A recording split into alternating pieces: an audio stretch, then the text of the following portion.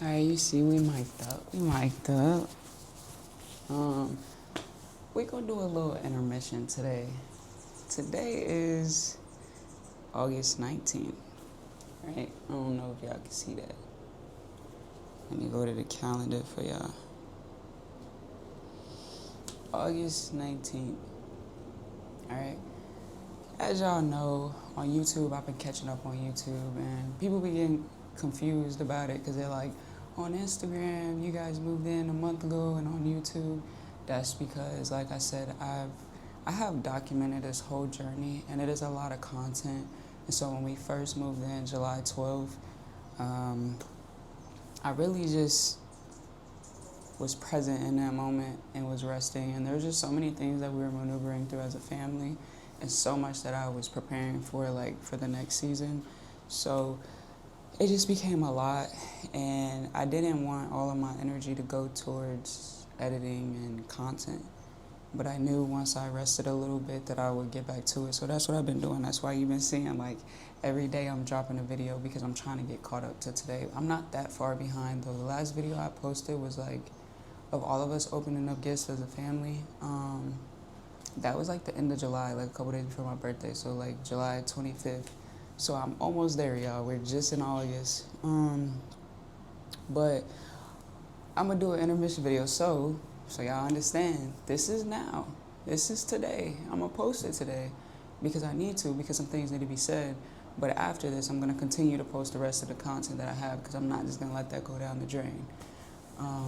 And it goes, like, it's like a documentation of our life, my life, you know, what happened, you know. And so, but there's been a lot of things going on, y'all. I'm not gonna lie to y'all. First things first, what I want to touch on is, like, you know, I talk about this and people are like, oh, you focus on the negative too much, like, just focus on the positive, block and delete. But I don't think y'all understand what I'm talking about when I'm saying negative. You know, I'm not just saying someone's saying a negative comment that's irrelevant, or, you know, even just a negative comment, their own negative opinion. I'm talking about serious things here. Like, we talking about death threats. We're talking about my number being leaked, address being leaked. Like, we're talking about some crazy stuff, right? So, but, you know, because I've been learning. I've been learning to really just let it roll off my back and to not take it serious, because at the end of the day, like, I believe in karma, you know, and something as simple as commenting something negative on somebody's life, there's karma for that. And I just try to let God handle everything, even those things. But, you know, it's a lot of crazy comments and disrespect coming towards Hennessy. And, like, if y'all know me, if you're new, then you're about to find out. If you're not new, then you know how I am about my family, my partner, my sisters, and us as a family as a whole. I don't play at all. You know, you can say what you want about me, but the moment you start talking about my sisters or Hennessy, you know what I mean? Like, I'm not gonna stand for that. And I have been, like, you know, ignoring it and just, like, I laugh at it because y'all have no idea. Even with the videos that I posted, you literally have no idea what we really have gone through. Like, I feel like the documentation and you seeing us smile and, like, go from that to this and continue to go on to the next things, to be able to smile, to be able to have positivity, to not be holding our head down, to not even where it was like a freeze, to where the last video y'all seen was that we moved in and y'all have no idea what's going on. Like, I don't think y'all know how much we do this with ease, but a lot of y'all couldn't walk in our shoes. You couldn't last a couple hours in my shoes, let alone days or 29 years. So, let's clear some things up. First of all, I'm seeing people saying, what was y'all saying? That she shouldn't have opened up gifts. She was making it all about her. You're obviously not. Are you not understanding that my whole family, we got evicted together? Are you not understanding that Hennessy has been with us? She left New York a year ago. left her hometown, her dreams, what she had going on, to come and be there for me and my sisters, and knew that I was going to court and was going to be going through a nasty custody battle for my sisters, that there was so much drama, so much hate, so much abuse, and me still being in the middle of the generational curse. She willingly came in that, so I didn't have to do it alone, which I've been doing it alone since I was 23. I just turned 29. So, hello, she been making sacrifice after sacrifices before all of this happened. Okay, even before that, our story, we've been together for almost 3 years now. Nothing about it has been easy because we both are the oldest daughter, breaking generational curses. So there's a lot of fire you gotta walk through on both sides.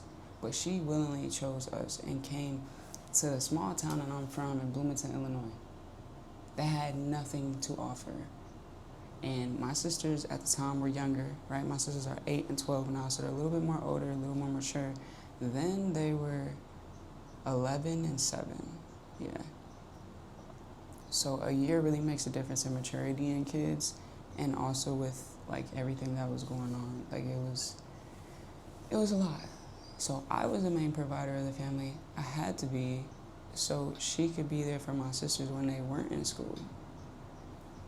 And that's right. And it's funny because people were like, oh, you're a bum, you never worked. So these couple of months when I got sick, that got me evicted. And then I still worked while we were living in hotels. I literally said I was driving Lyft. I did Instacart, I did DoorDash. I did what I could with my 2 sisters in the back seat and our dog. But those little moments, right, of being in a very traumatic, extreme situation makes me a bum. But nobody talks about everything prior to that. Being in the military for 10 and a half years since I was 17, always having 2 jobs, always having a job, good jobs at that, whatever. Anyways, back to Hennessy, back to my girl. So, she has put me and my sisters first, even over herself, when she came to our small town. Like, mentally, that was not a good place for her. It wasn't a good place for me. There was nothing to offer. It's a dark cloud. It's a small town. That's why you see me being here in Arizona. It's like, because I'm out of that. Like, talk to anybody from my hometown. They're going to tell you the same thing. A lot of people don't even want to be there. They just feel stuck there. Or they're too scared to take that leap or have that faith in God like I did. So there's that. But then let's fast forward to when we got evicted and we came to Arizona and we were sleeping in hotels and sleeping in the car. She was with us from April all the way until she left, which was what? The end of June. So she was doing all that for 2 months. And I think y'all are missing the point too, when she was working at the club as a bartender while we were sleeping in the car, while I was just watching the girls and the dog because both of us couldn't work by being in the car. She was doing that, holding on by a thread. Mentally, like, barely being able to show up for work, but still doing it for us. For our family, to try to get us out of the situation before the GoFundMe money started to come in, before the donations started to come in, before the Amazon packages, all that. Like, I think y'all really, like, it's really disrespectful to sit here and try to say that she doesn't deserve to open up packages or she didn't deserve anything on the list. She was even selfless with that because, like I said, like, there's been so many changes. And if you watch my other YouTube videos, you see where we try to get her to New York. We tried to get her on the train before we even got evicted and we even came to Arizona, because that's always where she wanted to be, to go back to follow her dreams after living in a town that had nothing to offer and putting her dreams on hold. And us as a family, we supported that. She deserves that. Y'all just not used to that. Y'all are not, me and Hennessy are not traditional. Our relationship is not traditional. The love that me and my family share, the way we support each other, the way we ride or die for each other no matter what, like, that's not traditional. You're not used to that, especially somebody being my age. You used to this for like an old head. Like, I just reached the auntie stage. You feel me? Like, God, I'm 29. But y'all are really not used to that.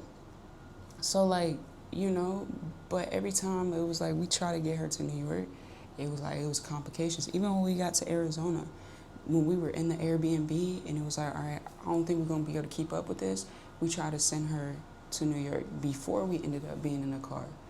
But not only did God say no, Hennessy struggled. She struggled. And like one thing y'all don't know about my girl, because she don't really open up about it, she is neurodivergent. And I think that's something, like, y'all don't know her the way that I know her. Y'all don't know her at all, really. Like, you see her in these videos, but y'all don't know, you know what I mean? Like, y'all don't know. So being like neurodivergent, her emotions are much more extreme. Her brain is,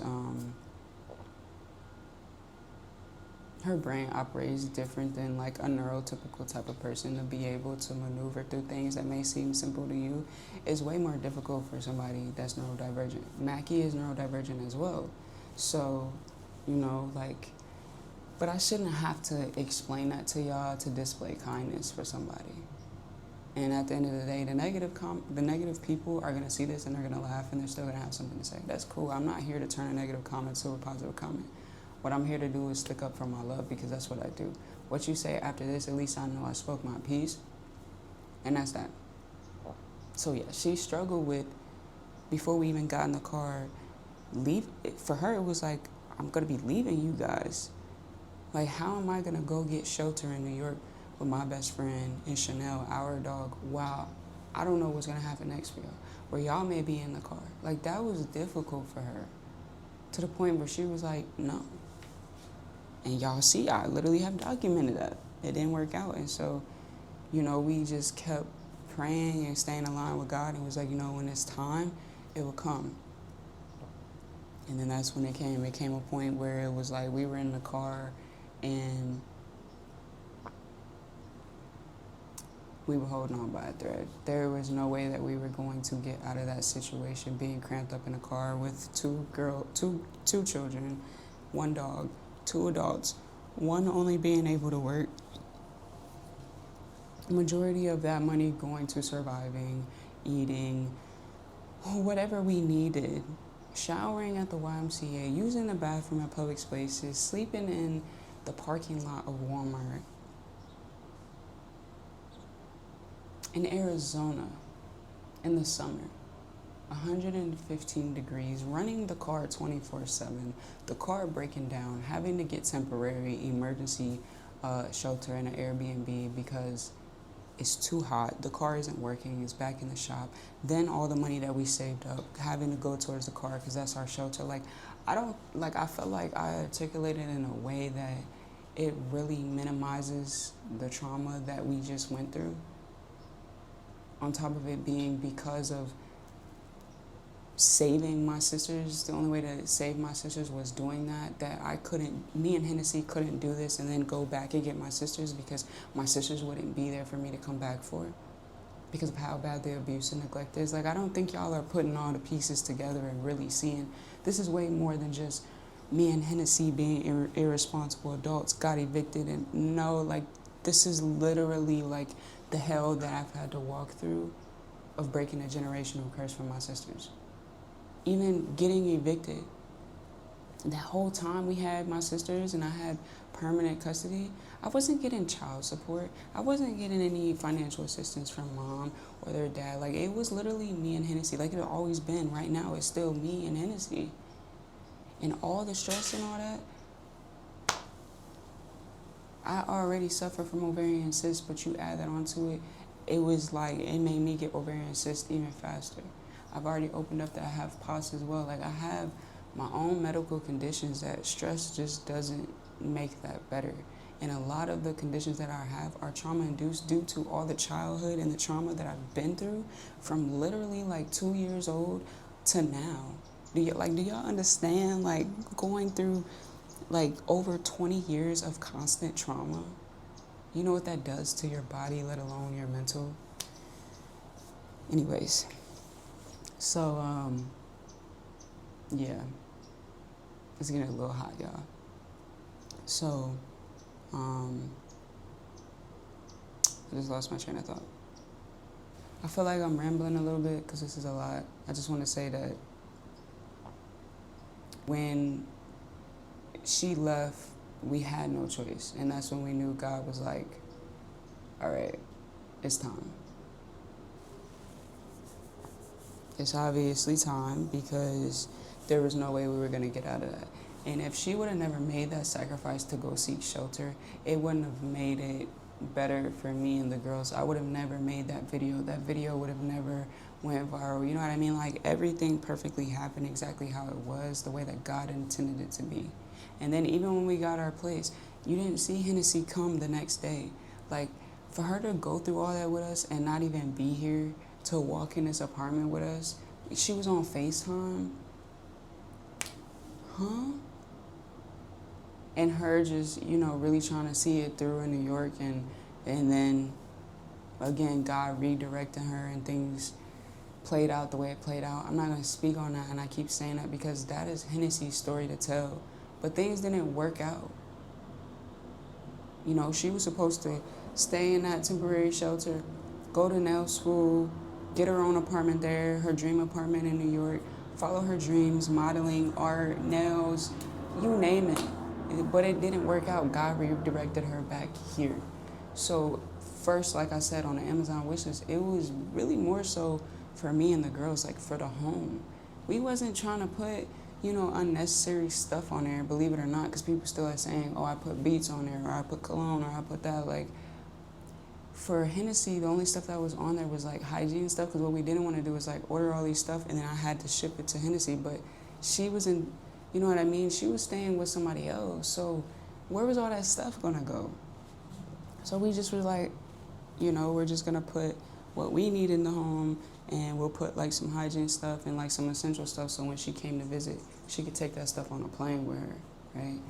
But then, God said, nope, you're going to go exactly where you belong, which is in Arizona with them. And so that's when we started to add stuff on her, like a desk, nails. Like she's a self-taught nail tech. She's going to be going to school to get her nail license. She's an artist. Like, it doesn't matter though. Like, she is so much deserving of all the things that we are. And I don't understand what made y'all like try to put her to the side as if, oh, she left y'all, she don't deserve it. No, she didn't leave us. She sacrificed. And if it wasn't for her sacrificing, we wouldn't get none of this. Because we had to trust God when God said, okay, you guys say you love each other. You've been trying to do it this way. And I see the love you have for each other. But are you strong enough to separate and trust me? And that's exactly what that was. And we both came together and we prayed about it. And that was the hardest thing. Not only for me and her, but for my sisters. Because we are all they know. The camera was dying. I had to get the battery, but we are all they know. Right? So what I'm not going to do is sit here and let y'all disrespect her as if she's like some side piece who's just coming back for money or coming back for the apartment. Like, there's a lot of details and things that we don't put in there because we don't put our whole life on the internet, believe it or not. Like, me even making this video I'm about to put it on YouTube, like, that's a lot for me. But at this point, it's like, this is what I do now. This is content creation. But it's still my choice to post what I want to post. But like I said, when it comes to them, like, I'm not just going to sit here and let y'all disrespect her because she do see them comments, some of them. And some of them we laugh at, and some of them it just be like, it really messes with you. And, sometimes they be getting to me too, Like, I went from having 6,000 followers on Instagram to over 200,000 followers just in a matter of 2 months. Like, it was really fast. Now, I had already had followers on TikTok. I had already had like 80-some thousand on TikTok. But TikTok is different than Instagram.